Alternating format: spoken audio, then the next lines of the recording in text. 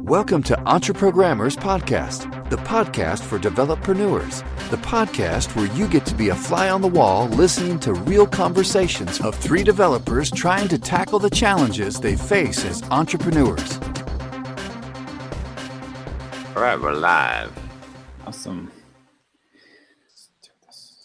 Manny, are you standing today? Yeah. Yeah. Do you always stand, or just a new development? I mix it up. So okay, great. Sit and stand. You always stand? Yeah, I've actually been thinking of sitting recently, because I seem to have some I have runner's knee, which is very odd because I don't run. So Maybe the only thing and you need to run. Yeah, there we go. That'll fix it. Yeah, the only thing I can think of that could be a factor would be the standing all day. So I might try a month of sitting and see if that helps it. It's just basically tendonitis behind my kneecap. I try not to stand all day because sometimes I find it's hard to focus when I'm standing. Yeah. Like, there are times when I actually need to sit down to focus. Mm-hmm. It's good at times to stand and like have that energy and like be moving. Right. But there are times when I really need to sit. Otherwise, it's just too much of a. I don't know how. I don't know why. Yeah, I used to find that with my my treadmill desk. I had a treadmill desk for quite a while, and I'd get on a problem, like a programming problem or something, and I'd be like, okay, stopping the treadmill, getting off, because it was just too much. There's something really interesting. There are times when it helps to be walking, like when you're really thinking like meta. Yeah. When you're thinking bigger picture, but when you're trying to be like really sharp and focused, then it doesn't help. Then it kind of distracts you. So yeah, it's like there's like a tiny bit of focus that's bleeding off. Yeah. Do that task, but yeah. So I mix it up depending on the task. Yeah, I found it depends on the intensity and the task, like a combination thing. Because when I had my treadmill, and when I was using that, like I would, if I'm on a call, like a conference call, I could jack that thing up to like 2.5 miles an hour and like a steep incline. Yeah, it's totally fine.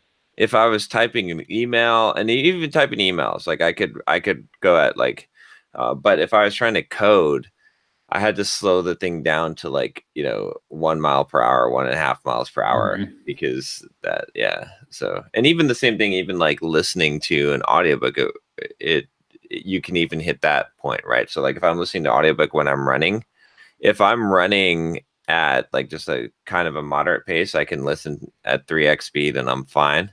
But if I start running fast, like sprints, I can't even hear the audiobook. Yeah, because your body goes into survival mode and your cognitive resources are being used for that rather than just to listen to the book. One of the rules I've made for myself is not to sit around to read any books. So anytime I have to read or listen to books, I'm either outside or I'm on the treadmill or something along those lines, or sitting on a stationary bike or something. That way I'm never just chilling out and reading books. That works. Even with physical books, I can get away with it. Especially on a stationary bike. It's really easy. You just sit and read a book.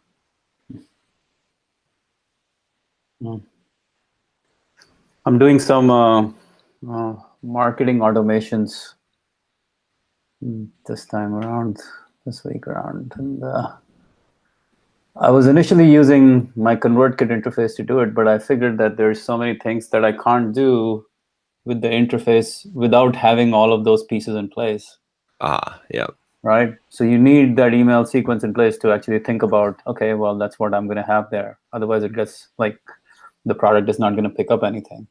So I started using this tool called draw.io. Have you guys used it? No. Draw.io? Like a whiteboarding app? It's a flowchart app. It's free. And it saves everything in your Google Drive. So I've just been mapping out all of my automation on that, kind of trying to improve some of these automations. I've been trying to figure out, like, okay, should I, when I'm doing my automations, would I rather offer a bump and an upsell after they buy the first product, or because then you have to offer a discount, a steep discount on the bump and all that stuff? Or would I rather let them go to the next step in the funnel and make a sale for that product all over again, and then again the next step and make a sale for that product all over again, rather than like, because the problem with like having the funnel first time up is that now you have this opportunity to make the sale, but if you don't, then you're reducing the price dramatically, and then it's harder for them to conceptualize buying that product at a higher price at a later point, because you're not going to offer the same discount as what you would have in the funnel. Oh, when you do the bump. Yeah, bump / upsell. All right. Well, that's a good question. Yeah, that's actually pretty. I think honestly that upsells from a funnel should be like add-ons that you wouldn't sell normally, right? I think that's the most effective thing. Like, well, it hasn't worked lately, but with the blogging course, right? We had if you design the upsells, like you should design the upsells, right? So with the blogging course, for instance, we had the blogging workbook, and then we put together a quick video. I just did a quick course on 10 ways to make money from your blog. So, I mean, we're selling that separately, I guess, but it's not, I don't know. Anyway, like the idea was that was just created as specifically an upsell for the $5 blogging workbook. So you don't run into that problem, but and it's not offered at a really, I guess it's offered at somewhat of a discounted price. Yeah, we have it listed at $99 on the site, but we offer it at $49. Yeah, but here's the thing: like anytime you can get money from someone, take it. That's the challenge with the when you have the opportunity and the upsell / what I'm trying to say is, once you have the person ready to buy, that's the best time to sell them more. Exactly. Rather than come back to try and sell them something else. Right. So in that situation, I realize what you're saying. Don't upsell anything that's not, you aren't going to sell. But I'm saying, why not? Because that's when they're most ready to buy. So if you're selling them blogging course, why wouldn't you upsell them on the market yourself as a software developer? Because that's part of the... we did. Okay. It's fine. I mean, you can do that. I'm just saying, like, if you don't assume that they're going to come back and buy. Don't try and milk the transaction like a future transaction, right? It's like, I'm trying to think of a good analogy. I know there's one in there somewhere, but basically, like, a bird in the hand is worth two in the bush, right? That's the whole thing is here. If someone's here and they're buying, go ahead and discount all your shit and upsell them and get their max cart value to be as high as possible, because don't optimize for the future and say, well, I want to sell them something later on, because it's less likely, right? I mean, if you think about it this way, like, I don't know what the percentage is, but let's say that you had the opportunity to upsell someone your product. We'll just make it simple. Like your $99 product for $49 after they've already bought one thing. Or the second option would be to not do the upsell, but to later pitch them the $99 product full price. Okay, so if you look at the uptake on the upsell itself, maybe you get a 25% conversion on that, right? So you're making... 25 is optimistic, but yeah. But let's say, I mean, 5 to 10 probably. 10%. Okay, say let's do 10%. I'll make it a nice even number. So a 10% conversion on that. So the actual earnings for having that upsell, if you've made your $99, your $100 product $50, is $5. It's worth $5 to do that, right? It adds $5 more to your value. If instead you decide that you're going to not pitch them the upsell, but you're going to wait a week and then you're going to try and sell them the $100 product. Okay. In order to get that $5 back, you have to be able to 5% of the time convert them. Right.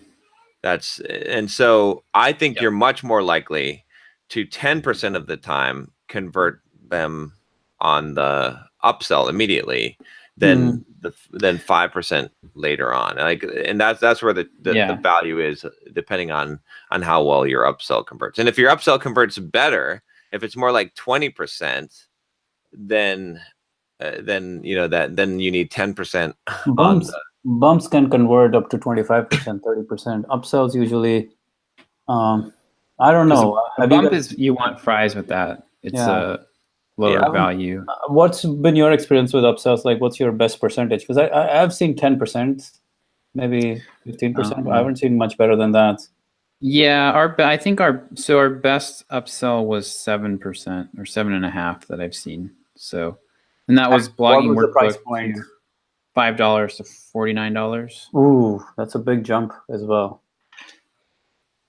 So that's a big jump. That one, so that one worked, and then we got like another of those. I think it was 5 to 7% were actually buying the $2.99 or the $1.99. How to market yourself. 7% were buying. 7% of those who bought the first upsell were buying the second upsell. Right. Yeah, which is only like couple, maybe 1% or 2% of the overall buyers. So if I'm thinking about it, for a $5 initial purchase, you go to $49, 7%, which is like maybe $3.50 uptake on the next one, and then 7% of the 7% by $200. So 7, 14, 7. What is it? $1 additional? Yeah, something like that. 14 multiplied by 7. Yeah, $1 additional. So $4.5 additional. So the average cart value became, instead of $5, it became $9.5 or $10, let's say, as a result. Would you have been better off having just a bump, $10 bump, which would get you 25%? No. $20 bump that gets you 25%. Yeah, that might be equivalent to this transaction. There's a third option too, right? Because there's 3 options. One option is you sell your product. You've got an upsell. We're selling the upsell for half off. The option 2 is you sell your product. You don't do the upsell. You sell the upsell later, that same product for full price. Option 3, though, is you don't do the upsell. You sell the product later for a discounted price. Let's say the same price that you would have done the upsell for. So option 3 might actually be equivalent, or in some cases better than option 1, if you think about it mathematically, right? Because if you get a 10% uptake on option 1, what kind of uptake do you get for that customer base later on, pitching them again? In that case, you would just go with option 1 plus option 3. Huh? Yeah. I would just go with option 1 plus option 3. I'd do both. So there you go. So you don't even have to run the math on that. That's obviously mathematically the best option, right? So you should do that. I'm trying not to. Yeah. The only thing that hurts is that when you do the upsell, you cannot say, I'm only offering you this one time. There is some, or you could offer it at a slightly lower price than you could offer it for $5 lower than what you would. Yeah, like make it an even better deal than you normally offer. You still have a little bit of the issue of the price resistance. Well, I mean, you have to make it such a small amount that no one cares, right? Because you would still have that same issue that Manny initially talked about, which is that they're more reluctant to buy something at a higher price later because they've already been offered a lower price. But if we take the $100 product, for example, and you did the upsell and you offered it for $45, and then later on you offered it for 50, still 50% off, I could see that someone wouldn't even blink about that. And you can still make the claim to say, this is the lowest you'll ever see this. I'm only going to make this offer to you once. You can only get it for $45 right now. The normal price is $99. And then later on, you could say, hey, I'm having a sale on this. It's $50. So the other thing I'm considering, like completely along the same line of the funnel, is not at all offering any kind of discount whatsoever, but just sending emails with like, hey, this is the idea from this book, and talk about that. And if you want to learn more, check it out here. And like almost every email takes them to a lesson which they have to buy for in order to be able to purchase the product. I really don't think that will work. I mean, you keep sending them emails. You send them like 30 emails on the topic. At some point, it would be worth trying. I think the only way to make a non-discount model work is to only have it be available at certain times. Yeah. Because the scarcity, like the discount matters less than the scarcity. The time limit is what makes the discount effective, not the discount. Yeah. Yep. I mean, the discount helps a little bit, gives some extra incentive, but it's really the scarcity and the sense of loss that is what makes it work. And I've not had, like, we've done this with the Kindle book, where I've sent like probably at least a couple dozen emails talking about the Kindle book and saying, you know, John, like spelling, and these were sent as John, where I spelled out like, here's the scenario. If you want help with this, it's in this chapter of the book on page 31. Right. Like not even a blip, like not, you know, we go into Kindle, the email goes out to 70,000 people. We go into Kindle Unlimited and you can't even tell, like there's no additional sales that or maybe we got like 5 extra sales, but it's not like, you think that, you know, 10 or 20 sales would potentially double the sales for the day and give it a nice bump. No, not at all. No, you've got to have scarcity in some way, whether it be time or, you know, price or both. It's so crazy though. It is so weird that, like, I mean, just like saying, hey, here's this offer, it doesn't convert. Yeah, and the thing is, you can get clicks. I mean, this is what my experience has been. Like, I'll send an email, I'll pitch 10 steps, really good pitch for 10 steps, and we'll get, you know, 300 clicks and no sales. Yeah. It at least with our audience anyway, that's what we're seeing. That's what I've seen consistently. So the other thing that would be interesting for you to look at would be try to figure out your customer value, like the average customer value at different points, like different cohorts. So like 1 to 30 days, 1 to 60 days, you know, the first 60 days, first 90 days. For most online businesses, the first 60 days is where, if they're going to become a customer, it's going to happen in that window. And then you do get like a long tail of people that will buy after that. Sometimes they'll have been on your list for 3 years and they'll buy, but like the lion's share happens in that really early window. So that's something to consider. Where I totally agree with what John was saying about, like, when you've got them in the cart, like maximize that, because that probably 80 or 90% of the time, that's the only time you're going to have them there. There was something interesting. I did an experiment where I tried, I was like, man, it would be nice to not have to do these annoying upsells, right? And so what if instead of doing the one-click upsell, I just wired up Drip so that as soon as they purchased, they'd get an email with the same offer. Yeah. The same exact offer. So the in-cart, like the one-time offer in the cart was converting at, like, you know, say 7%. The email version, same exact thing, but just not one click, 0 sales. Zero. Like 0%. So it's like, how many, like, is it like just one email you're talking, or is it multiple? I think it was just the one email, but it went out like as soon as they bought. I mean, it was like, Yeah. So it like was like 50% were doing this and 50% were doing that. Is that what was the I cohort didn't like? split test it. It wasn't a split test. It was just like I ran the one for a week and I Okay. ran the other for a week kind of So thing. it's a temporal split test. Yeah. Okay. And it did not work at all.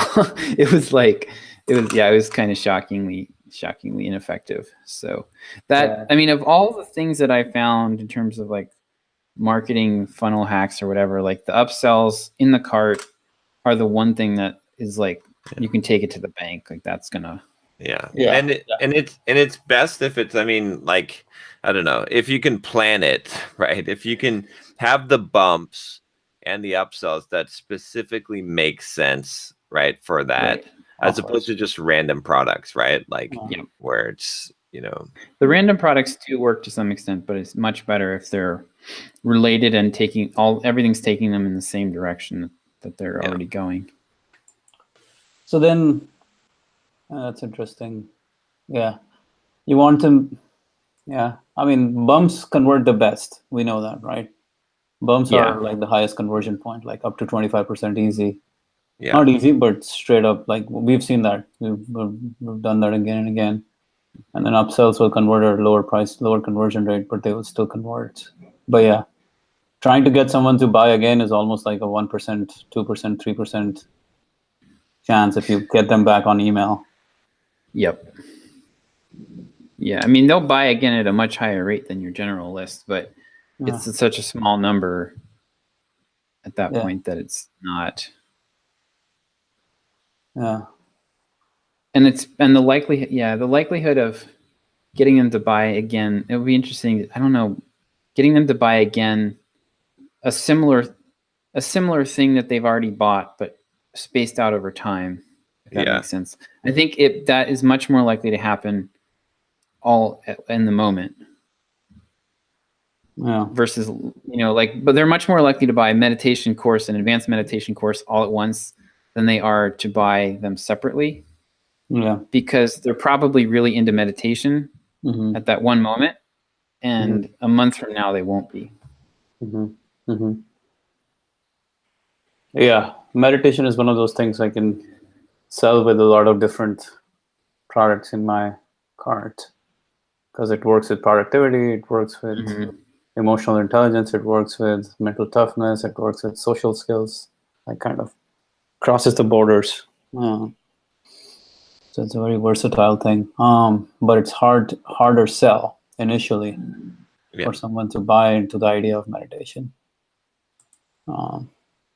So the other thing I've been thinking about, which we've all been thinking about, is the membership, like going to a straight up monthly membership program. But then again, it's like, then it changes the game. Everything changes at that point. Yeah.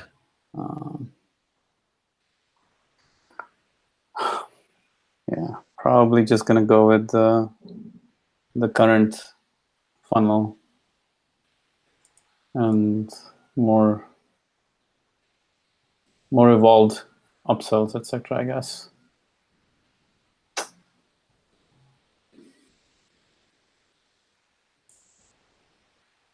Okay.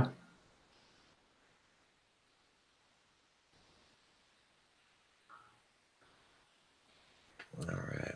So I've been kicking ass this week. Finally started this week and last week I got back into gear. So I've been waking up at 6:15 every morning. And I've been planning out everything on my Kanban board and doing Pomodoros, trying to hit about 8 per day. Nice. So some days I'm hitting a little bit less, depending on because I don't count meetings and stuff like that. I only count productive, what I consider work that has an output to be Pomodoro worthy. So, but I pretty much have been killing it. I've got like Bulldog Mindset, like that was up last week. And I've got just a bunch of stuff. I'm working on the 9.9 design for it. I'll have to put out a vote for it. I've got, because the contest, the first phase just ended today.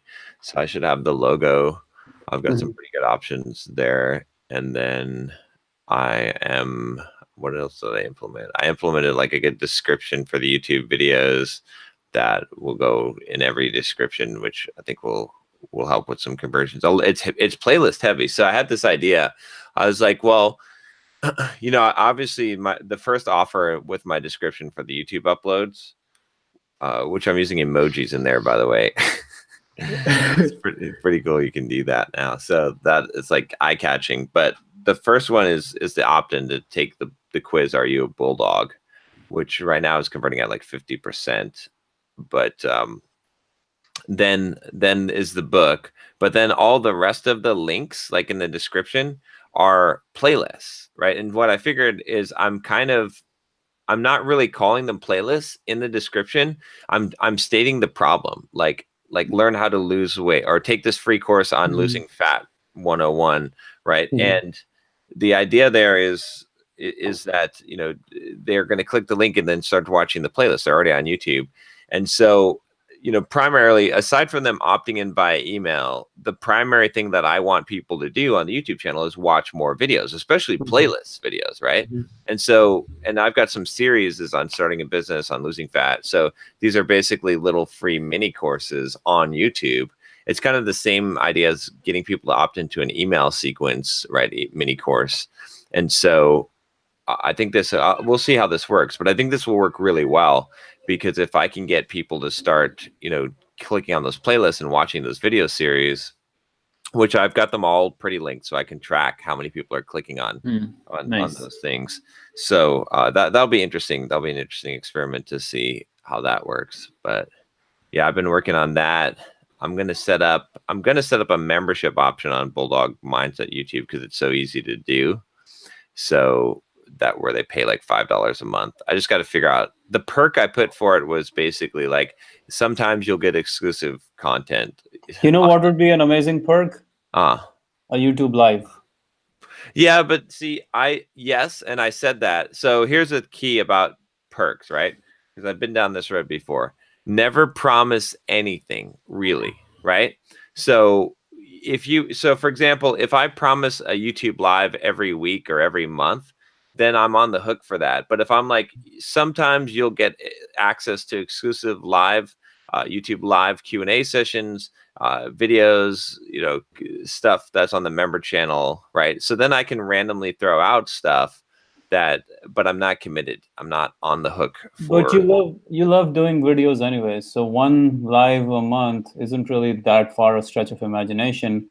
But if it's concrete, you get much higher conversions compared to when it's kind of vague. I don't think so. I don't think people are going to pay $5 for a live stream. But for the grab bag of being part of the community, and right, so it's better. The focus is more. You can make them part of a Facebook community if that helps. Again, we already like. That's more of a different thing. This is YouTube, right? So they get special avatars and like. Oh yeah, YouTube. Yeah. So the thing is to make it so that it's not. It's just a bonus, right? And that there's no like implied value there. It's just bonus. Like if you support the channel, you'll get some bonus stuff, right? That's at least that's the way that I'm playing it right now. Otherwise, it becomes something that you have to support. It's different with the Simple Programmer membership community, with the forum, where it's again though, I think more of the appeal to it is to say that this is something that like the community is the value here, which otherwise you get on the hook for it, and it's not worth the not worth it, especially when you're making content that's exclusive to members, and so it's not actually helping to grow your YouTube channel. So I mean, the other way I think of it is this way, right? Like if I'm going to jump on a video for an hour, I can do coaching call and make $1,500. So how many members would I have to have, right? That would be the smarter thing to do, right? It doesn't make sense. Like, but then how many of those would actually want to become a coaching client because they've not tasted it? There's a possibility of upsell, right? But why not just make a Q&A and just do a live stream for everyone and get the whole audience. I mean, there's no real benefit there. Well, the audience that buys is much more likely to. So you're pre-qualifying them, and now you're able to get them. Yeah, but that same audience exists in the greater audience. It just, there's no reason to like put yourself on the hook for something that's going to be on a monthly basis that you don't have the monetary support for, right? If you had like basically people paying you, you know, $4,000 or $5,000 a month through membership, and you had to jump on a call to do a Q&A once a month for those members, that's different. But you know, if I started doing this, it wouldn't be worth the time, because it's not going to, again, it's not going to scale either, right? Because creating those videos they only work for, they're only for the members in that case. So yeah, I'd rather spend the time making a live stream for everyone. So not that I won't from time to time, you know, produce some content for them, but the idea is to make it so that it's like, it's just a bonus thing. Like you get special avatar, right? And we'll see. I mean, it's not definitely a main revenue model. It's just, if you have a YouTube channel, you might as well have a membership option. You might as well have a way for people to pay you $5 a month. And right, unless you're using that as your business model, in which case, then I agree with you, make the perks very specific and whatnot. But if you're just putting it out there to say, well, YouTube gives me an option for people to click this button and pay me $5 a month, why not do it? Like, then you have to make it as least committed as possible. Otherwise it becomes something different. So I've also got the content syndication plan set up for You that. see my content syndication now on Instagram? I'm working on it. I've got Did you see mine? It's now. Oh yeah. It's getting, the machine is churning now that we have the videos ready and the info cards ready, the 1-minute videos. Yeah. It's literally probably have like, 15 hours of content on YouTube, 20 hours of content. So that would mean 1,000 videos. Yeah. No, that's looking good for sure. I keep on seeing your posts coming out. Is that your, like, are you going to do like, that's part of the, we talked about it. So you guys are going to start churning that as well. Yeah. I got to figure out, you know, I'm going to manually do it at first and put specific clips on there, and then figure out how to get it. You're going to create the clips? No, Rodrigo's creating the clips. So then what's the manual part about it? Is selecting like the filter process and putting them on Instagram, right? And putting the description, right? And all of that, and the tagging, so that I can have a process that I can give him that works. Tagging is pretty, I mean, the hashtags are pretty powerful on Instagram. You can almost get like 10% of your views from hashtags of people who don't know you. Yeah, hashtagging is critical for sure. It's basically your SEO for Instagram. Yeah. So, but, I also recorded the audio version of the Stop Being Lazy book yesterday. Oh, hey. The whole thing. So I got an editor, a couple editors that are gonna edit. It's only 2 hours of audio. So what have been your sales so far on this now? On the actual book itself? Yeah. Good question. And what are the daily sales now? The daily sales aren't looking too good right now. I mean, they're still, so how can I see the total sales? Let me see, historical, or no, month. Yeah, I guess month to date would be it. Yeah, because it was launched this month. So total units sold are 1,102. Mm-hmm. And then the Kindle Unlimited pages read is 3,072.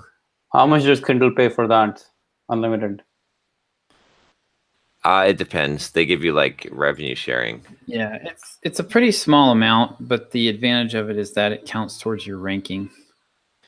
it's not really worth it financially, but it's worth it to have. We took our book out. We took the career guide out, and our sales did not go up, and we dropped a lot in the ranking. I think we dropped like 8,000 places or something. It was bad. It was a bloodbath. Like a rock.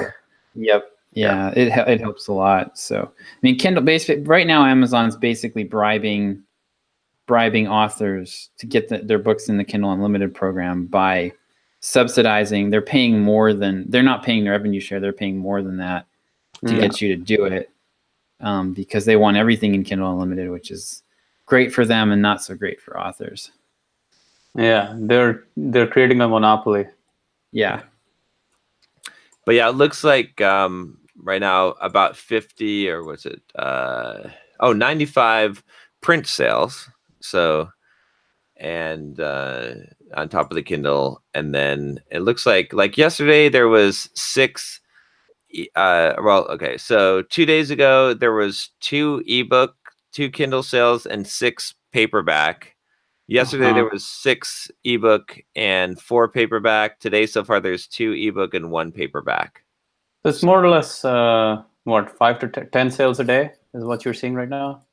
Yeah, we'll see. I need more time for it to figure out what it'll stabilize at, but I'm guessing that it'll be about 5 sales a day, which isn't too bad. I mean, like What's the total, like $10 a day? Is that what it is going to be?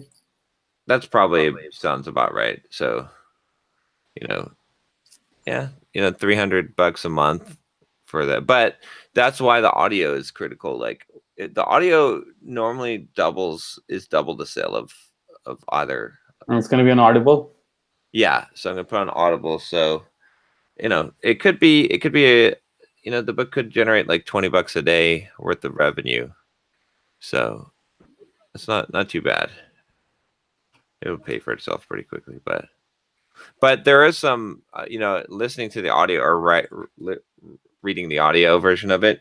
I think if I do one of these in the future, I'm just going to write it myself. Even though, Sheena did good writing, it still doesn't sound like me. I can see where people kind of complain, and it's not as like detailed the way that I would. But I'll tell you what, the audio version, I went off, I added probably twice the content. So the audio version has a bunch of riffs for me. So I'm gonna. You should do it the other way around, John. Do the audio version first. No, I'm serious. Do the audio version first, and then hire someone to write the book. Yeah, get somebody to help you organize. Pull all your videos together, get them transcribed, have them like outline the book based on what you covered in those videos and like the topics and the ideas. And then this is kind of how we did the course. I worked with Jason.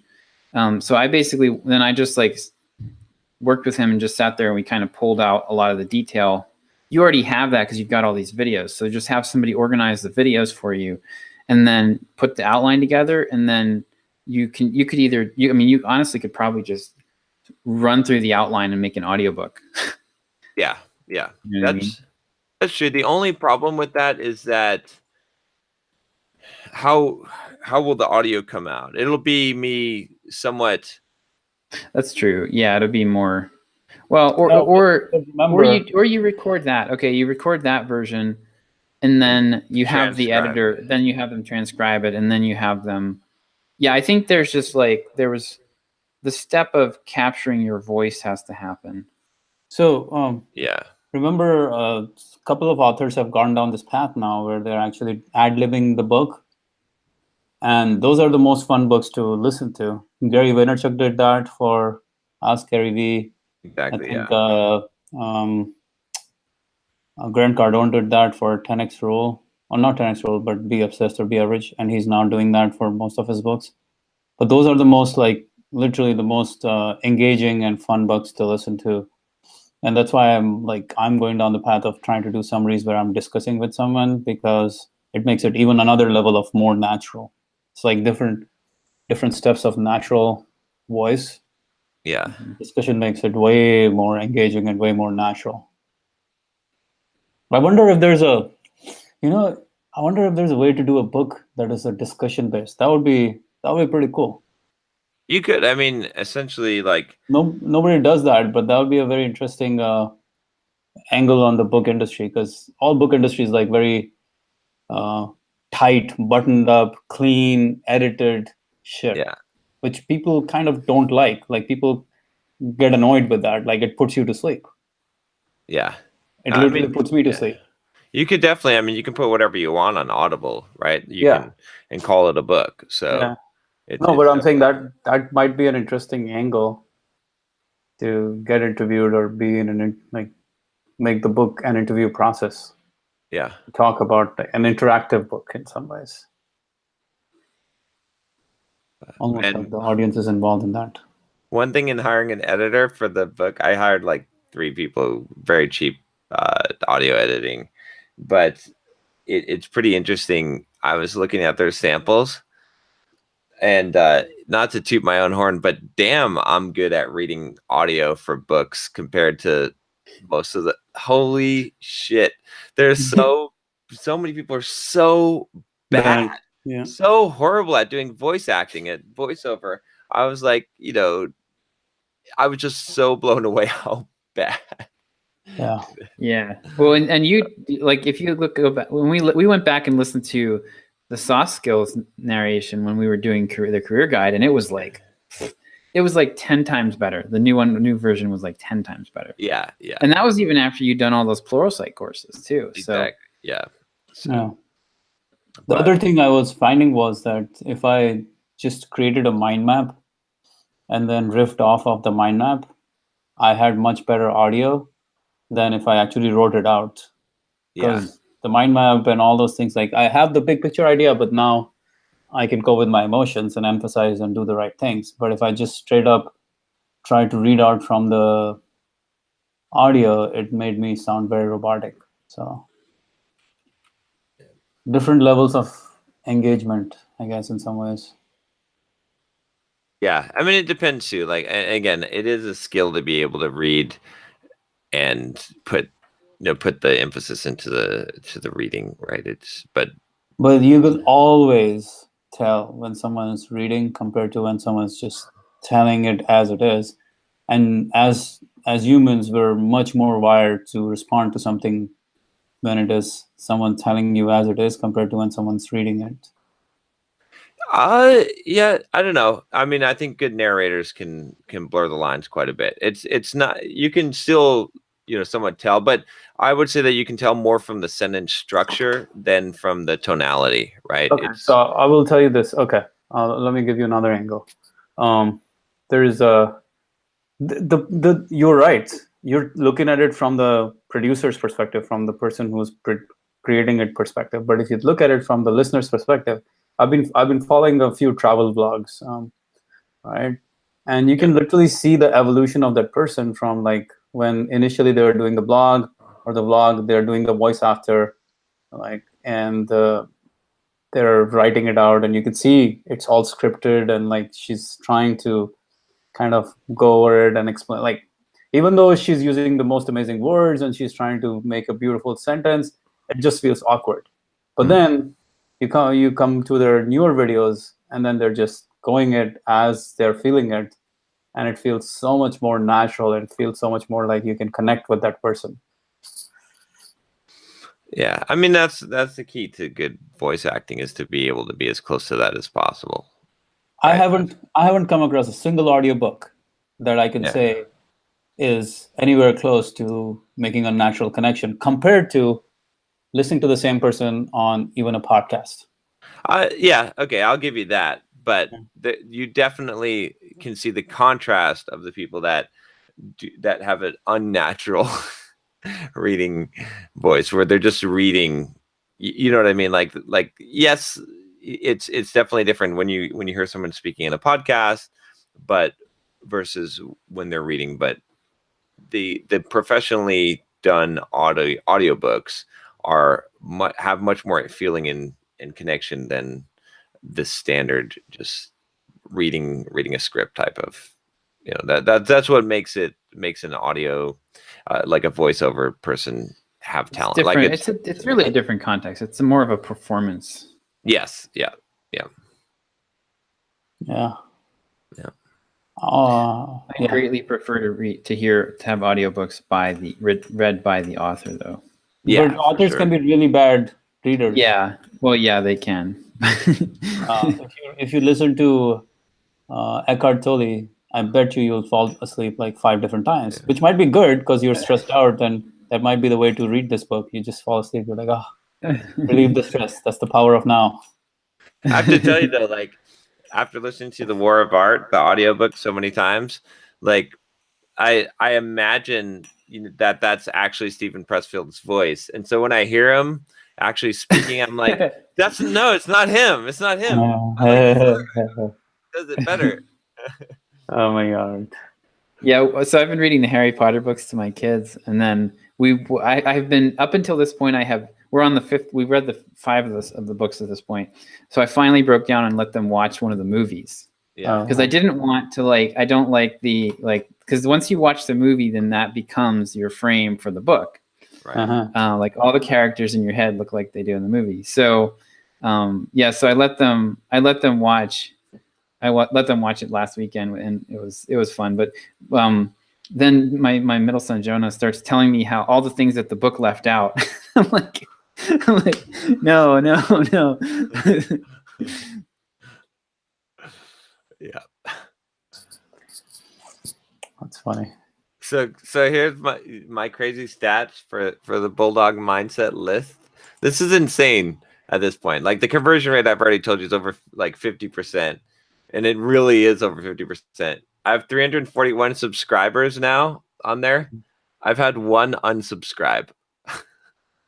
Nice. I've How many sent out emails have you sent out? a lot of emails. There's a 4 email sequence in the campaign. It's been sent to everyone's at least gotten. I mean, some people are still working through that, but at least 150 people have gotten 4 or 5 emails from me. 0 unsubscribes from any of those. 150 people have gotten the Mental Toughness email as well. Yeah. We need to make a better offer in that case.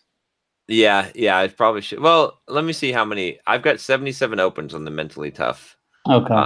But how many clicks? 19 clicks. So 1 sale out of 19 clicks is not bad. Yeah. Okay. That's when we pretty get like maybe to 100, then we'll have a good analysis of what needs to be done to improve that offer. But it's pretty good. The open rate is like 70.9% on the first email. On the second email, it's 54.2. The third email on that sequence is 34.8. And the fourth email is 43.8. So it actually went up. But that one's titled Want Some Help Becoming a Bulldog. So that's a coaching invitation. Yeah, that's a coaching invitation. So is that like,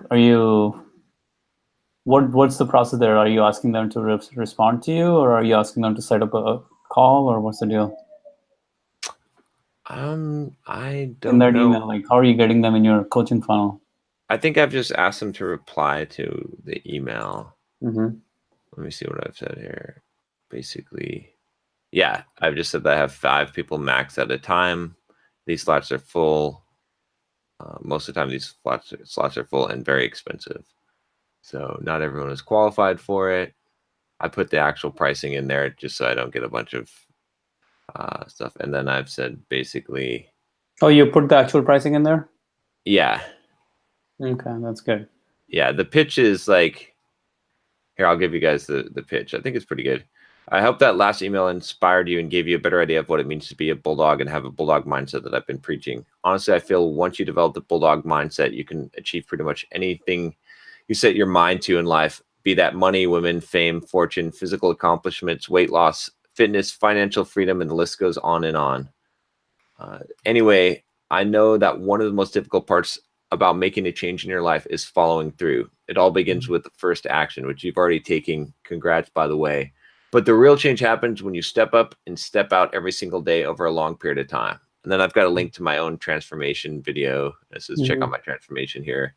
It can help to have a mentor and a coach, someone to make sure you keep going the direction you're supposed to be going and to help you figure out what that direction is. Now, I wish I could be a mentor and coach to everyone, but I can't, at least not on a one-on-one. There just isn't enough of my time. I have to spend most of my effort making videos, writing books, writing emails, going out and speaking in order to reach and affect the most people possible and maximize my time and impact. But I do offer some limited, very limited coaching slots. Right now, I only coach 5 people max at a time, and most of the time these slots are full and very expensive. Now, personal coaching by me is not for everyone. Not everyone is ready. Not everyone can afford it. Not everyone is qualified for it. But if you are interested, I'm not going to play any games here. I'm just going to come right out and tell you the price so that we don't waste each other's time. I charge $3,000 a month for a Skype call once every 2 weeks and unlimited email support, minimum 3-month commitment. Most of my coaching clients have gone on and done some really awesome shit with their lives, like building their own businesses and getting their jobs, or in quitting their jobs, investing in real estate, losing a shit ton of weight and getting in shape, learning to overcome social anxiety, and some of them doing all of those things at once. But again, like I said, it may not be for you. If you are like, shit, that's crazy expensive, there's no way I could afford that, then it's definitely not for you, at least not right now. I was there once. You should see the kinds of prices I pay now for coaching and training. Anyway, if you're interested, and if you can afford it, and if you're truly at the stage in your life where you can actually benefit from one-on-one coaching, as opposed to watching my thousands of YouTube videos, reading one of my books, or learning in some other way, you can apply for coaching by replying to this email and giving me a simple explanation of who you are, why you want and would benefit from the coaching, and what your goals in life are. All right, Bulldog, that's all I've got for now. So Interesting. How many have you gotten any responses to this so far? I don't know. The emails just went out this morning, so This is the new, like, how many people opened versus? Right now there's 57 opens and 10 clicks. Okay, clicks on the video. Yeah, I'm assuming, yeah, it must be clicks on the video, so we'll see. But yeah, that whole strategy is basically on the making it exclusive and making it, and then also just, I mean, just from a strategic viewpoint, I don't want to fuck around with all these people emailing me looking for, you know, can you jump on a call with me for $100? Yeah. So Yeah.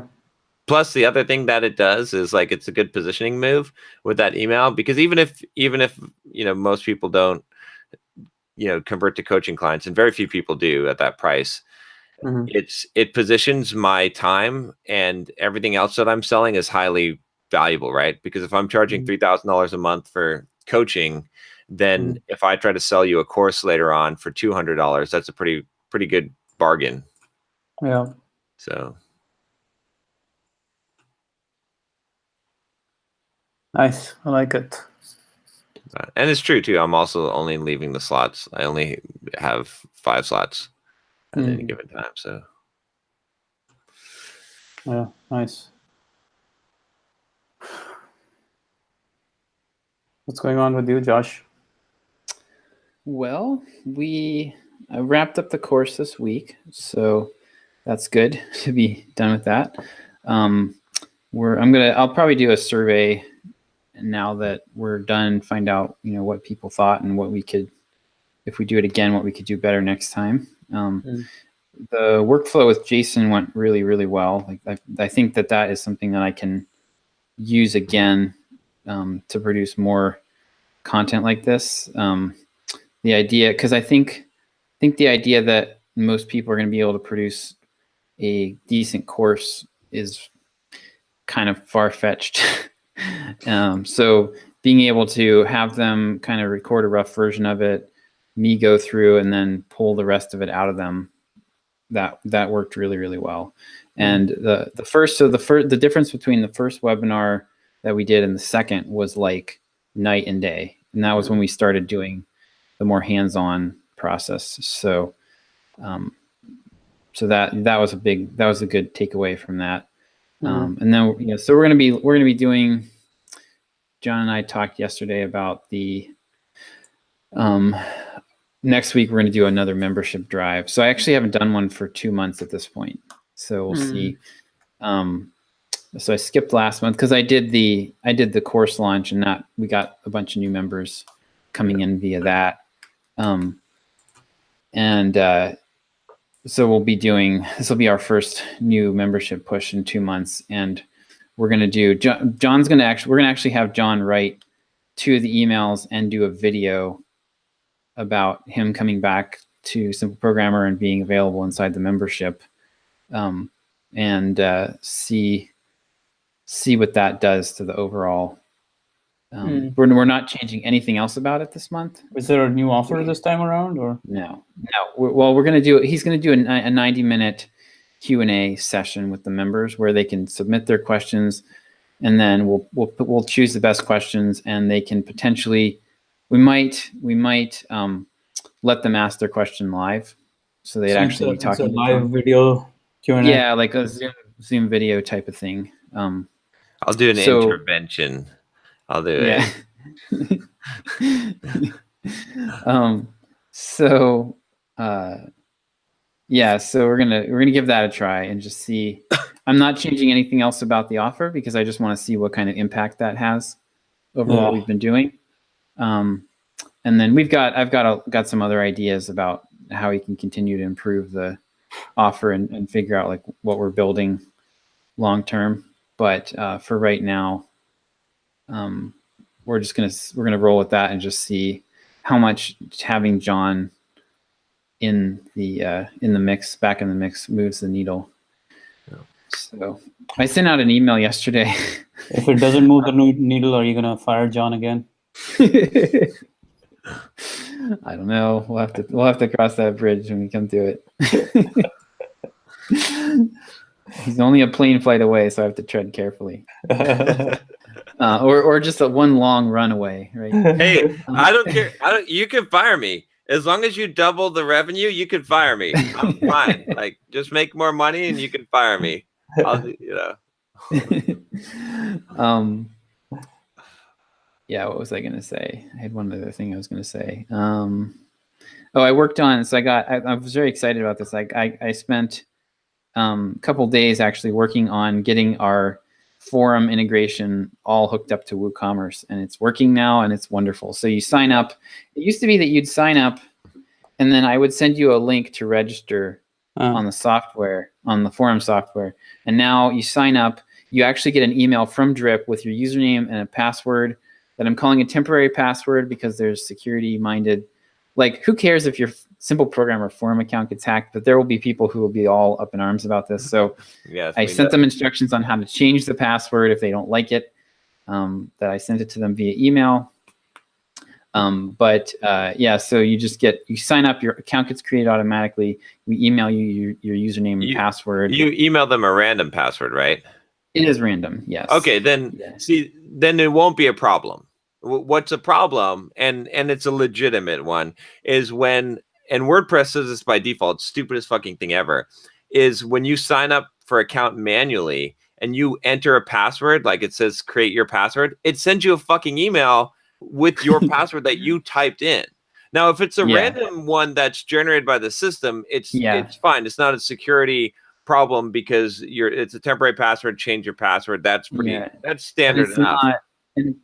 It's not one that you might have used on some other website. Exactly. The problem and the reason why people complained in the past had to do with the fact that they typed in a password and it got sent to them. I mean, when I see that ticks me off. Like, and then I'm like, these people are idiots, or it's WordPress. But some people get like really irate about that. So, so I'm pretty happy with how it all came together. So I've got it connected to Drip and everything. So I'm doing, and then when the more important thing though that I got this week is that when they unsubscribe, when they cancel their membership, it automatically takes them out of it disables their forum account, and it removes the active member tag in Drip. So now I have a clean list. Like, the problem was that people were unsubscribing, and they wouldn't, like, it was very hard because like they would be entering their own username and email address on the registration, and it wouldn't match what they were using in the checkout. So I had no way of knowing like who was still active and who wasn't. And it's not been bad to this point, but as we get more members, it'd be a nightmare to manage. But so with this now, it automatically, the billing email gets used to create the forum account. They match up, and then I can disable that account when they cancel automatically. So it should be should be pretty streamlined. So pretty excited about that. I got stuck for like half a day. This is why software development is so much fun. I got stuck for half a day because I was improperly formatting the request to the drip API. Yeah. I've done this before where I forget, like a custom field. If you have a custom field that you want to submit, you can't just put it in the request. It has to be in an item called custom fields. Like you have to make an array, a sub-object that's custom fields, and then you've got an object with all your key value pairs. And I always forget about that. And so I did it again this time, and it was like half a day. Like, why isn't this working? But it's all good now. That was definitely well worth it. But yep. So then after this launch, after the promotion this month, we're going to go to doing the themed months with themed content that we're going to be doing on the with the emails, and then also on the membership. Like it'll all be tied together, and hopefully that'll start to get things get everything kind of working together. So I know in November you said you want to do the confidence thing. I want to get the ball rolling on that now rather than later. Okay. What is the timeline, and what's the angle? So maybe I can create some upsells for it. Okay, so what I have right now is a note that says 11/26, 11/27, Cyber Monday, self-confidence book bundle from Manny. So that is as far as I've gotten with that. I mean, for the month, what I'm planning on doing is sending out a survey early in, like, first couple emails in the month will be basically survey emails. And I might actually send these out. This would be interesting. This would be an interesting split test, John. I might split test sending half of them out under your name and half out under mine, and seeing what the replies look like. Oh, interesting. Yeah. Because I sent out, so yesterday I sent out an email that got the highest open rate that I've seen in quite a while, and it was about, should I learn Python? Was the subject line. And I got 4 replies total. One of them was an out of office reply. One of them was literally the word "why?" ? Another one was correcting me on a date that I got wrong. And then one was from a guy who's like, "I'm a new programmer and this was helpful. Thank you." So yeah, I think I might try sending the survey out under your name and see. So depending on what your motives are, Josh, you can really have very interesting cohorts here. So if you really want John to send out future emails, then what you can do is send all the previous opens through John's email, and non-opens through yours. Yeah, there you go. But if you want yourself to with the segmenting. If you want yourself to be the one sending emails, then you just say flip it. All the previous opens under your name, and non-opens under John's name. Or and John, I could do an honest, legitimate A/B test, which wouldn't really give you the right data. Yeah. So that what you just described though is exactly what people used to do with direct mail lists. So list brokers would sell you, like, you'd buy the list and you'd say, I want 10,000 names. They'd send you 10,000 names of the most recent buyers, and you'd get like amazing results. And then you'd buy the whole list, and it would be crickets. Yeah. But yeah, so that's like what I'm thinking for next month, and then we'll probably do. So we're gonna do so I'm thinking the 11th through the 13th through the 15th, I will do a new membership enrollment. And I think I'll probably be increasing the price. Well, assuming that if we can, like, if we see a huge boost from bringing John back, I'm going to increase the price. And then we'll probably do some kind of members only coaching thing or discussion, or something like a book discussion, or some kind of coaching thing, like either group coaching or something like that around self-confidence for the members. And then yours would be coming towards the tail end of the month. It would be Cyber Monday. So that's typically Cyber Monday just works better it's funny because you'd think that it would not, because people are getting tons of offers, but we've seen like Cyber Monday almost always outperforms People the are same ready to sale buy on. them. Yeah, it's like people are just like they're in complete like screw it mode, and they're just throwing their credit card at everything, and they'll deal with it in January.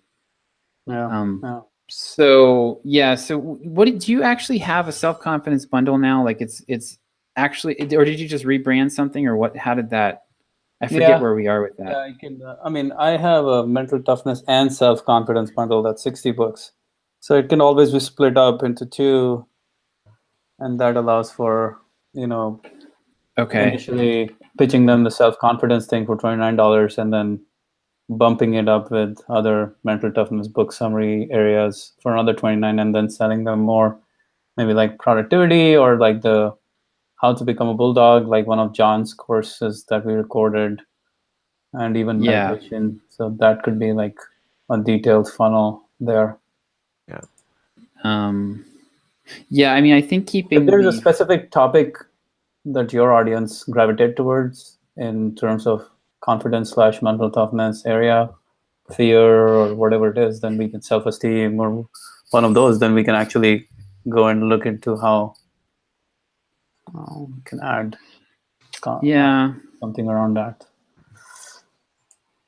I'm trying to think back of the language that I've seen them use, and I feel like it's mainly just like, I feel like I've seen the phrase like I'm lacking self-confidence seems to be the number one thing that, I mean, like, so having some upsells around like overcoming fears and stuff. Like John, what if you guys did, John was talking about doing that, like a overcoming your fears course. So you could do like a mini version of that. I mean, John and I could get on a call and we could probably record a overcoming your fears course. Yeah, or on a plane, and we can jump. That's usually the best thing. Want to do that? We can jump out of the plane. We'll be live streaming. It'll only be 10 seconds. 10-second course. And I think either way, no matter how that ends, I could probably sell it. So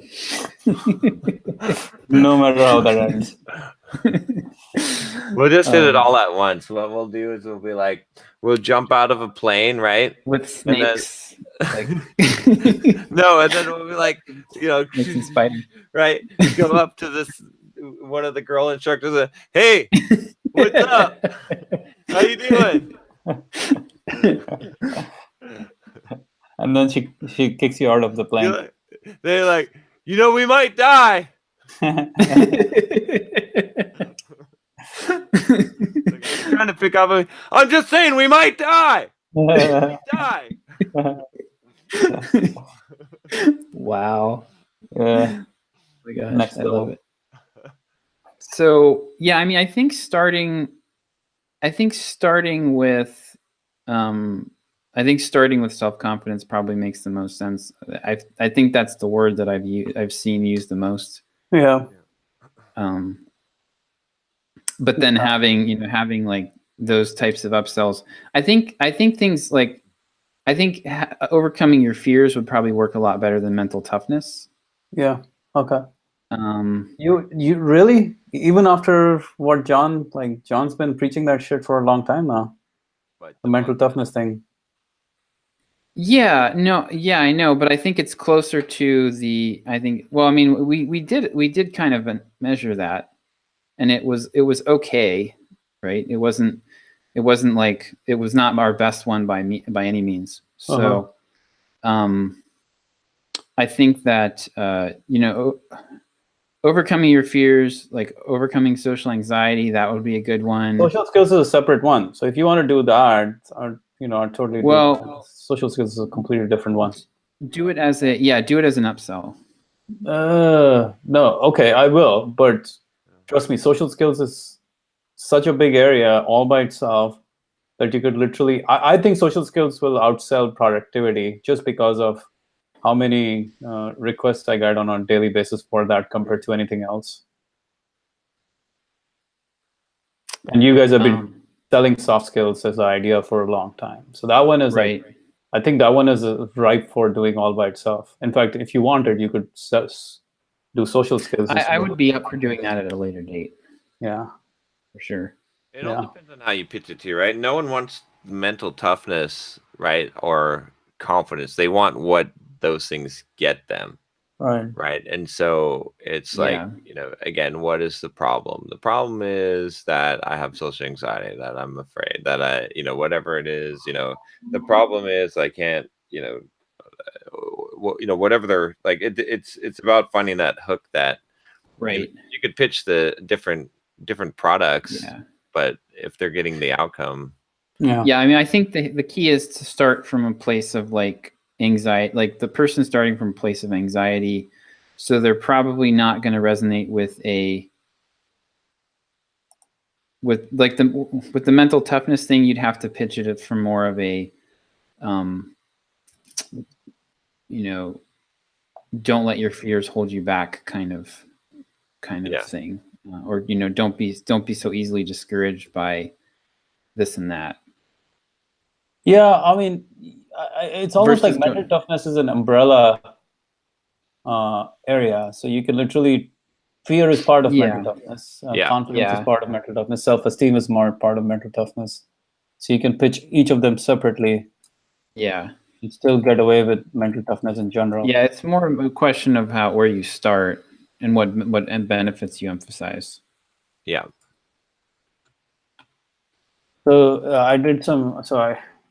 I was trying to do some keyword research for my recent video on how to control your emotions. Initially, my thing was, okay, let me do how to manage emotions, right?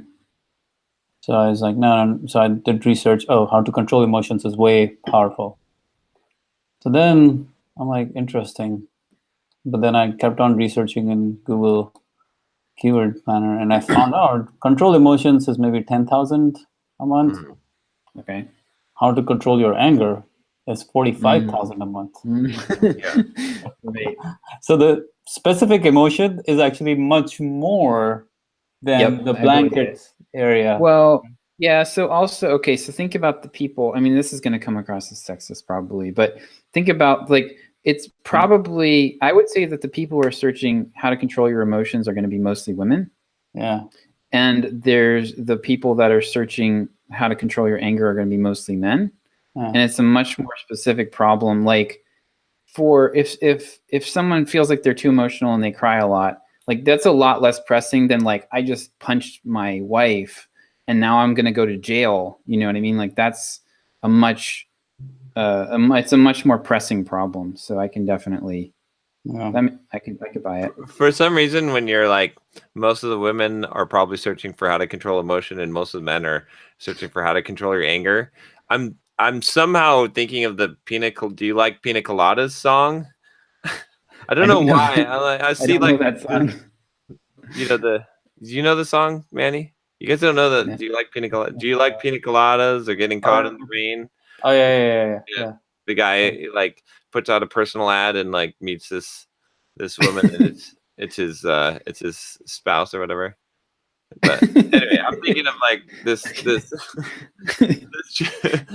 they're sitting in two separate rooms and they're like typing the same Google search, their variation of their Google search. Yeah. So what you're saying, Josh, is that men are more internet savvy because there's 4x the searches on that. No, that's why you're being sexist. Well, because women don't know how to use computers. I mean, let's face it. Let's just be honest. No. Wait, what kind of nationality of women are you talking about? Oh my god. we just gotta trap the fuck out of Josh. Yeah, I'm gonna get hate. I'm gonna get hate mail now. So I'll have to change my identity. I'm looking at Google Ads Keyword Planner, and self-confidence volume is 74,000. I bet you. I bet. Can you tell me? I bet you that the cost per click on Control Your Anger is like 4 times higher. Okay, let me look at it. I bet you that it's a lot higher click rate. So let me give you the rundown on the current keywords we're talking about, and then I'll get to how to control your fear as well. So fear search volume is 246,000. Anxiety is 1 million. Yeah. Self-esteem is 200,000. Self-confidence is 74,000. So anxiety is ridiculously high because it's a very specific and painful emotion compared to self-esteem, which is like not even an emotion. It's like, maybe I should improve my self-esteem. It's Well, not and even probably a problem. lot of the people searching on self-esteem are also going to be professionals. Yeah. That makes sense. Like, So I've done this educators. research for you guys already. All right. Okay. I'll just pull this off of my Bulldog Mindset Oh, okay. blog There topics you go. list. There you Number go. one, the number one I put on there is how to stop a panic attack. Mm. Because anxiety and panic attack is way up there. Mm. Well, let's see, what were the other major ones that were there? Here it is. How to build self-confidence. Yeah. The ultimate guide to 1 meal a day. Oh, mad. How to talk to girls. How to build self-confidence or how to build self-esteem? Which one did you find was bigger? How to build self-confidence. Yep. My research is saying self-esteem is bigger, 3 times bigger. Well, it's bigger. Yeah. I mean, I don't think I've ever seen anybody in our audience use the word self-esteem Interesting. in replies. I mean, it's possible they have, and I just haven't. But I've seen self-confidence a lot. Interesting. So, and so that could also be one where it varies a lot by the niche too. So for yourself, you're probably going to be thinking self-confidence. For your kid, it's going to be like, how do I boost their self-esteem? Yeah. Potentially. And self-esteem bid price is much higher than almost anything else in the list. Yeah. I want to hear the anger versus emotions one too. Oh, yeah. How to control your emotions. I'm going to look at what's showing. So an interesting thing you can do is actually just doing a Google search and seeing what ads show up, because that gives you a pretty good idea of what type of people are looking for this stuff. Yeah. So I'm actually not seeing. I found a really good keyword too. I hate my life. Brutal. It's great though. It's a perfect one. It has a very high search volume. I can make a blog post exactly titled that, and it's exactly the audience that I'm looking for. Really? Are you looking for that? For people that hate their lives, yes. They give them a Bulldog Mindset is all about transforming yourself. Yeah, but that's like changing your life. That's the last. Like, you really want that? Yeah, it's all about transforming yourself. Like that. Those are the people I'm looking for. I don't want that. I don't want those people in my audience. People who hate their lives. I want people who are actually wanting to. Well, yeah. I guess that's a different avatar there. Yeah. Who's your avatar in this thing? For Bulldog Mindset? Yeah. I mean, there's a few different avatars. One of them is like I said, the people that the biggest avatar is people that want to change, that have recognized that their life is shit, that they're basically want to change and transform in some way. That's the basic one. And then that's pretty broad. Everyone I mean, you could say that it's like, the nerdy kind of, maybe socially dejected type of person that wants to change and grow and become strong. But then there's also probably another segment, which is the people who are like productivity, self-development, right? Freaks that want to, so it basically is like both ends of the spectrum, which is great because that's what I want to have, is like to have the community where people are able to help each other. So, and you've got people that have success that are helping people that don't have success.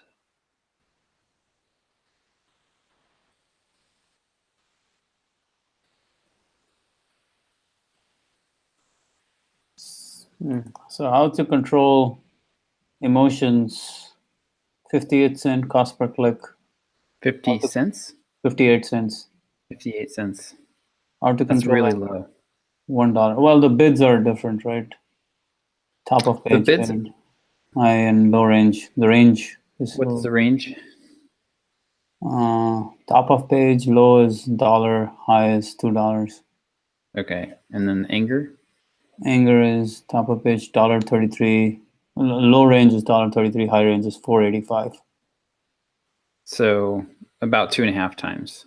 Yeah. That makes sense. Yeah. Well, I mean, it makes sense. There's paid anger management courses. I've never seen Exactly. a paid Yep. control your emotions course. Yeah, it's a very interesting exercise in marketing. Depression is like $8. Depression is hardcore because, of course, all the drug companies are probably taking those out. Yep. Anxiety is again $8. Clinical depression is $8. Depressed is at $9. Yeah, it's amazing, man. $11. Depression treatment is $11. Fuck. All they're gonna do is keep the patient stuck forever in that. Psychotherapy is $17. Holy smokes. Shit. That's not, I mean, if you go up to like, if you go to like DUI attorneys and stuff, they'll be paying $100, $150 a click. Yeah, but psychotherapy is like, it's interesting to know, like, psychotherapy is really highly, probably because it's a very local search. Mm-hmm. And like people who are looking for psychotherapy will pay for a therapist. Right. They will, or maybe they'll pay for the Bulldog coach. Here's a good business idea, Josh. You just basically go in and you make a whole like resource on DUIs, right? On what to do if you've gotten a DUI, how to like avoid getting a DUI, like all this stuff, right? That people that get DUIs would be searching for. And then your whole business model is to collect the leads and sell them to the DUI attorneys for like, $100 a lead. More than that. How to not get a DUI even if you're drunk, and then you got to show them how you're riding dirty. You can probably sell those for like $200 a lead if they're willing to pay $100 a click. Yeah. Pre-qualified leads. Good business. But Josh got to get drunk every once in a while and start driving just to see what his avatar feels. Plus, you get out your ads on there. You're gonna get some nice banner ads. Research. You get the pages. You can get some pretty high converting banner ads for like. He's gonna be on YouTube. Jack Daniels and shit. Yeah. YouTube videos of him driving drunk and still getting away. And this is how I do it. This is the step-by-step process of how to do it, how to beat the law every single time. The SWAT team will be at my house. Oh, man. We should probably wrap up. Yeah. That'll be our April Fool's email, though. I'll send the email, Josh. And I'm like, yeah, Josh is not emailing, like, not really part of Simple Program anymore. Apparently, he was living a double life. Seemed to be kind of the straight-laced dude but he was really a little bit too much into the party, the hookers, cocaine. Yeah, he got caught driving dirty, and he's So I'll be sending emails from now on. And there will be great rejoicing. It's actually kind of a cruel prank. Oh, man. All right. Don't drive drunk. That'll be my thought. Ah, shit. It's expensive to get off. Yeah. All right, I got mine. Mine is, and I think I've said this one before, and I just keep on saying it. Like, don't underestimate the value of hard work for solving life's problems, right? From depression to lack of motivation to whatever it is. Busting ass and kicking ass is usually the solution. It's usually the last thing that you want to do, but if you do it, it will turn things around. So just in the last, and again, this whole year has been that kind of discovery process for me, as I've realized that I've gone from the phase of saying, well, I need to back off and like just like take a breather in life, and I did it, and I realized that nope, I need to kick ass all the time. That's what I like to do. So I am going to continue to do that, and it's better that way. Having the accountability to doing the Pomodoro technique has been big. It's like, I think sometimes I would get to the point where I'm like, I don't really need the safety rails of the Pomodoro technique in organizing my time, and then you slowly slip and get off track, and then having that is good, having that rigor. So, and yeah, and part of kicking ass, I just signed up, or I'm signing up for another marathon in January, the Dopey Challenge for Disney Marathon, which will be like run a 5K, a 10K, a half marathon, and then a full marathon, all back to back, like different days, like 4 days in a row. So I'll be doing that. Josh is going to be joining you. Yeah. Via drone. The John Cam.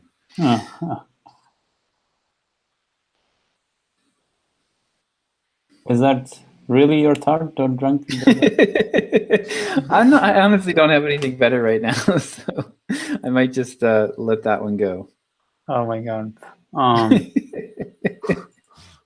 Okay, so my thoughts, like, I'm part of it's almost like living in extremes, living in black and white rather than living in gray zone. So trying to find way to cut off work at certain time of day or certain time of week, rather than just letting it slip into all day, every day, all time, all the all the time, because then it becomes really it sucks your productivity out. Yep. So you do a lot. You're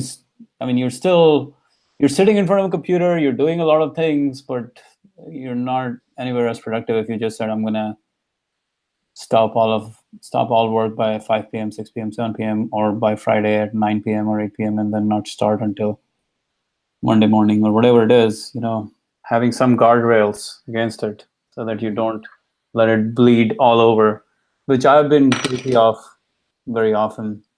I keep going back and forth. I'll have really disciplined times, and then I'll be like, let me just do some work at 10 in the night, and then before I know it, I'm basically, weekends are the same and weekdays are the same, and everything is a mishmash.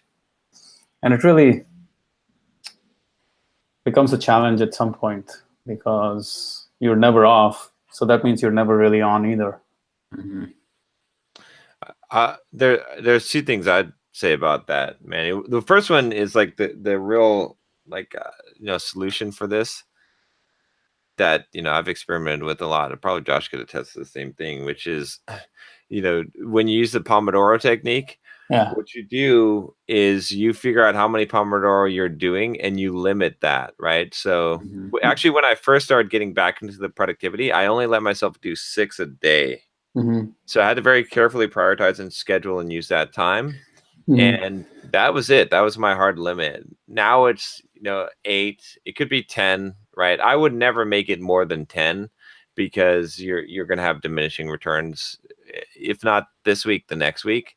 But somewhere around that, somewhere between 6 to 10, and then that's your hard limit.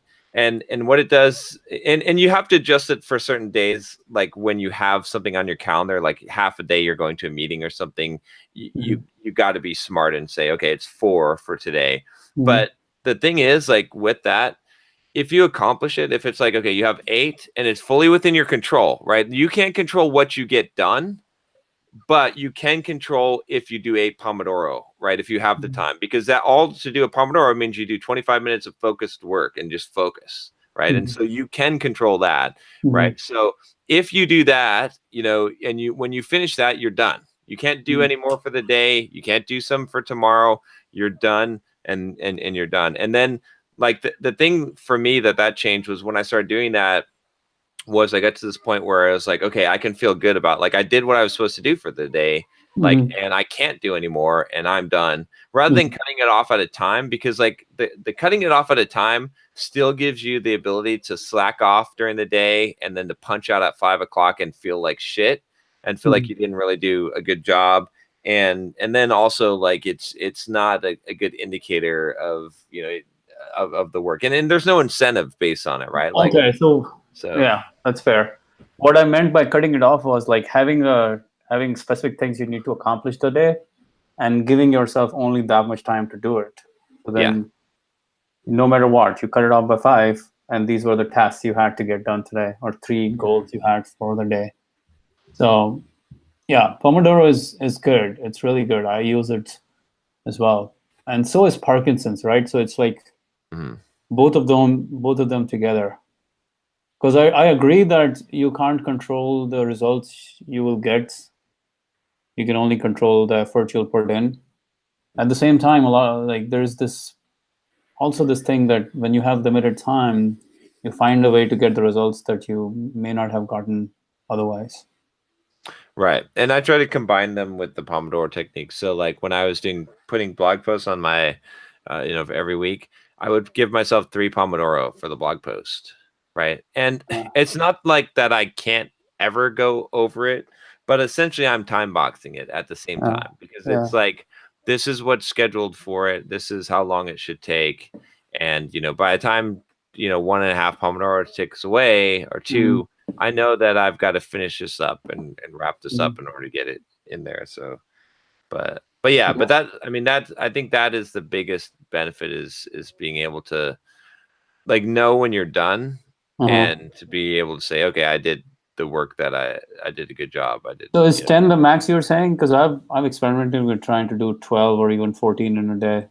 Yeah, I find, and you know, I don't know, maybe your results may vary, but there's a lot of research to back this up as well, though. If you're truly doing Pomodoros where you're focusing with no interruptions for 25-minute blocks, what I find is that there were weeks where I would do 12 to 14 a day. Like I was tracking it by how much I was hitting per week.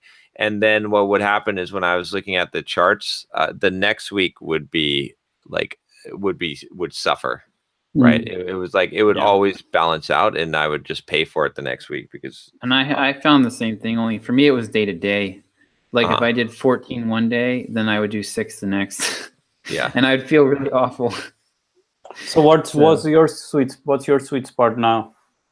For me, it was 8 to 10 also. Are you doing it like 10 Pomodoros? You're done after? Not currently doing it. I'm not doing it currently, but when I do it, yeah, like 8 to 10 is there is my how are you boxing your time right now? I'm not really. I mean, I've got my emails. Like lately, I've had very defined set of tasks with this course, and it's just been kind of trying to keep up with that. And everything was naturally time boxed, because it was all due the next day. But do you work after a certain time of the day? Oh, I pretty much do like a 8 to 5 schedule. Okay. Actually 8 to 4, because I start my workout at like 4:30. And then start the drinking at 3. Yeah. The party. The Jim Beam comes out at 2:30, and the then we switch to the hard stuff later, you know. Yeah. But weekends, nothing, no work. Yeah, on the weekend. I avoid working. It's only party time, cocaine and hookers. Also known as Harry Potter, and help teaching my kids how to ride their bikes. So. Yeah. Nice disguise.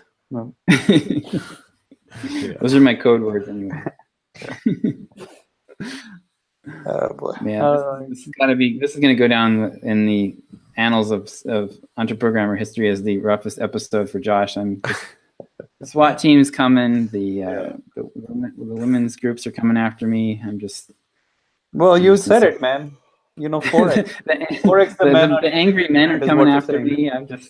4x the men are using internet is what you said after your conclusion was. Because women don't know how to use internet. Oh my gosh. I'm just going to issue a blanket apology to the world. I'm sorry for everything. I'm sorry for existing.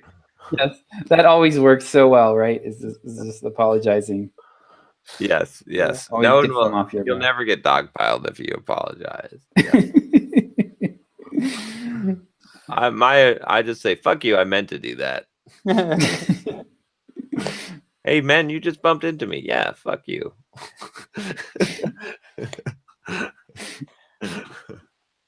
Like, oh, sorry. And then they apologize, and they're like, "Oh, sorry." Okay. Yeah, right, bitch. Oh man, not good, not good. All right, guys. All right, we'll see you. Hey, just one more question. Oh, Are you yeah. trying to do 8 Pomodoros, like, 4-hour window, or you try to like do 2 hours or 2 hours, or 1 hour, 1 hour, 1 hour, 1 hour? For John? For either of you guys, like, what's been your most productive? Because I find like a 2-hour window is the most productive, but So, I mean, the way that the Pomodoro technique was originally created was you do two, I think you do 4, 25, 5, 25, 5, and then 15 minutes. and then, there's a longer break in the middle there. For me, I kind of, I mean, usually it would fall, I think it would fall that I would end up doing 4 to 6 before lunch and then 4 after lunch. So I had the lunch break in there. Yeah. I don't eat lunch, but I usually take like a longer break after 4. So, but I try to keep them as close together because it's better. You get the momentum, you feel better, right? And and you just like, and then your day, like there's no better feeling than getting like your 8 Pomodoro done and it's like noon. Yeah, I really want to experiment with the idea of like being able to do it from 5 a.m. to 9 a.m. How cool would that be? Oh, to get it all done by 9 a.m. Yeah. Yeah, that would be pretty awesome. Like, you literally are like, you're the king of the world at that point. Now you can do whatever the hell you want. Yeah. Chill out, fuck around, hook in, hookers. Yeah, it might be a little bit early for the hookers, but like wait till after lunch at least. Depends. You might get them at a discount.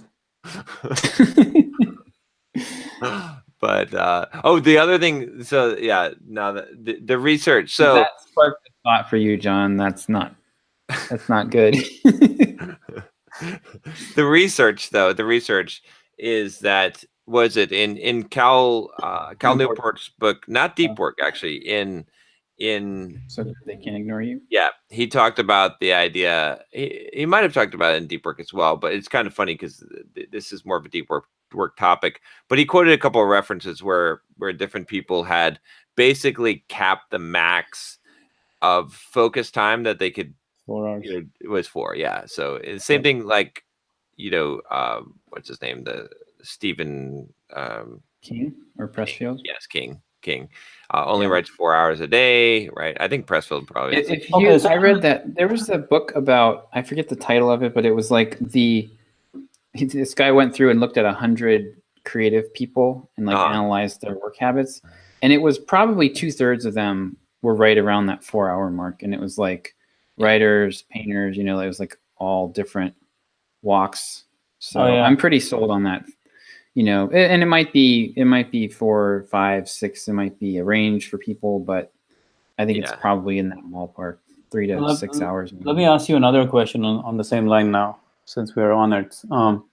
4 hours of focus time, but then do you also like set time for stuff that doesn't really need that hardcore focus? So then you have another 2 or 3 hours for like loose work?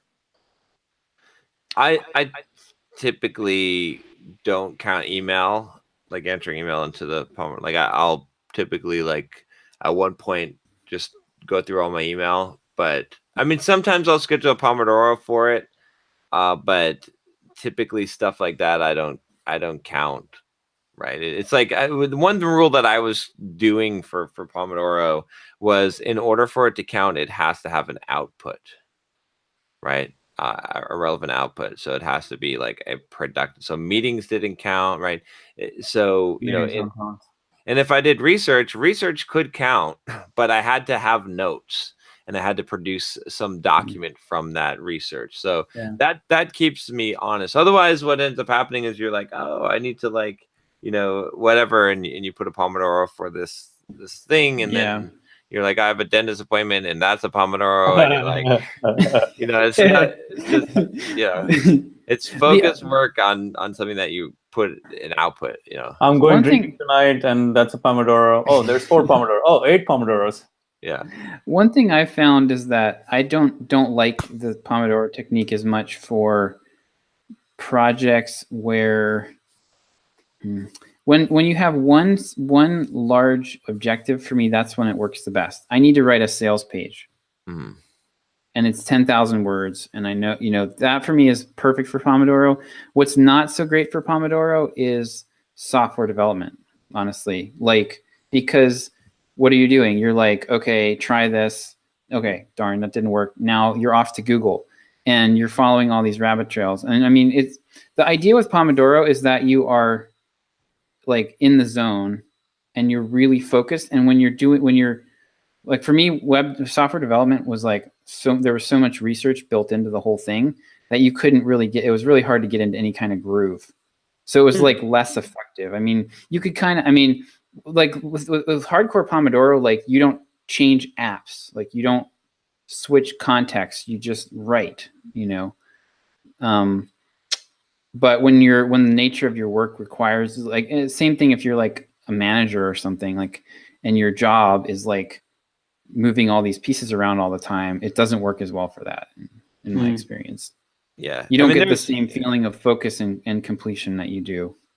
Yeah. There's ways to make it work, like to break it down, to the individual things, the research. Like I don't follow the whole like overlearn part of it where you like stay on the same task, because I feel like it's a waste of time. I just switch to the new task after I'm done with the first one. And sometimes I skip the 5-minute breaks if I'm in the flow zone. Yeah. So like, you got to like be smart about it. But a lot of times I can break down shit that you wouldn't think you could break down just by coming up with like very small subtasks and then, and then going through those tasks. And, and sometimes it actually is helpful too. Like even with research stuff, like a lot of times I will, what normally would be inefficient would be me trying to solve a task and doing the research at the same time. I mean, obviously there's some times where this doesn't work, but a lot of times what I've done now is I make the research first and then I make the doing. And so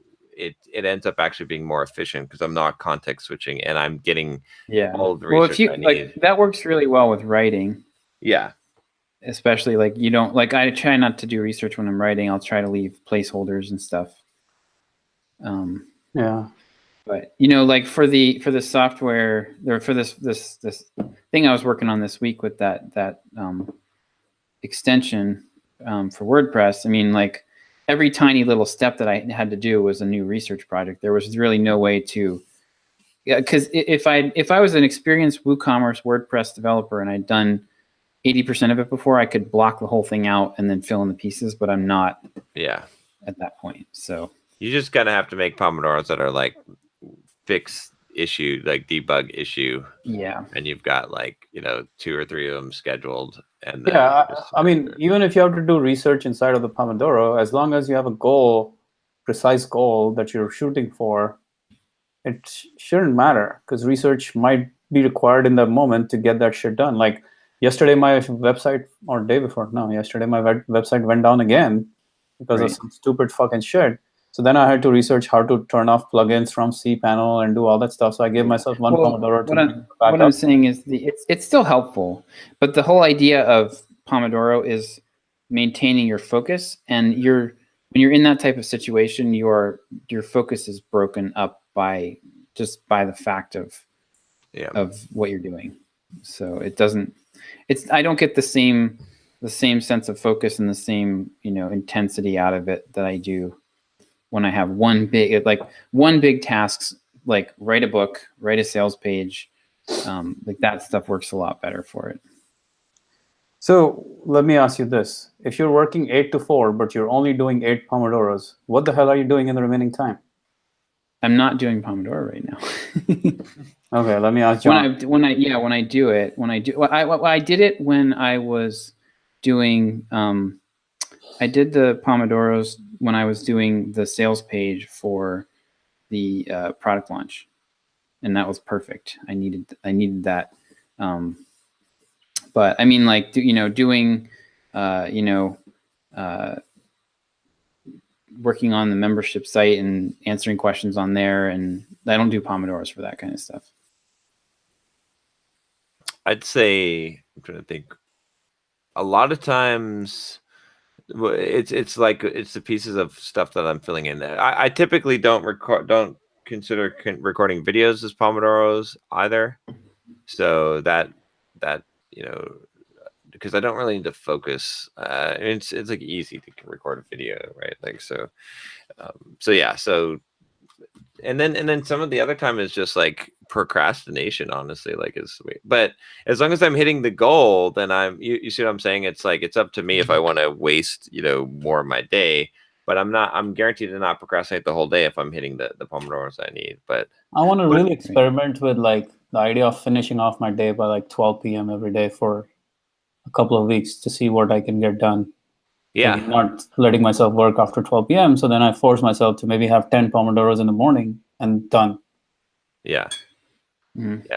I would say that your goal should not be to stop working at 12. I mean, that should be your ultimate, but you should basically say, I need to get the 10 Pomodoro done. And then like your reward. It's easy to, if you don't allow yourself that limit, it's easy to let those Pomodoros go on to like 7 p.m.